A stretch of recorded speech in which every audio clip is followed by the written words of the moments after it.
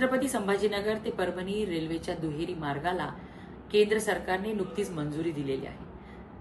आत्ताच केंद्रीय रेल्वे मंत्री अश्विन वैष्णवजी यांनी सांगितले की 2179 कोटी रुपयाचा निधी हा 177 किलोमीटरच्या दुहेरीकरणासाठी मंजूर करण्यात आलेला आहे। ही मोठी भेट मोदी सरकारची आपल्या मराठवाड्यासाठी आणि खास करून आपल्या परभणी वासियांसाठी आहे। सातत्याने मुख्यमंत्री देवेंद्र फडणवीस साहेब हे मराठवाड्याच्या विकासासाठी प्रयत्नशील आहेत हे आपण बघतोय आणि ही दुहेरीकरणाची भेट फक्त प्रवाशांसाठीच नाही, यामुळे अनेक नवीन गाड्या आपल्याला भेटतील, पण विद्यार्थी, उद्योजक, शेतकरी या सर्वांना या दुहेरीकरणाचा फायदा होणार आहे। मी पंतप्रधान नरेंद्र मोदीजी, मुख्यमंत्री आदरणीय देवेंद्र फडणवीस साहेब व रेल्वे मंत्री अश्विन वैष्णवजी यांचे मनापासून आभार मानते।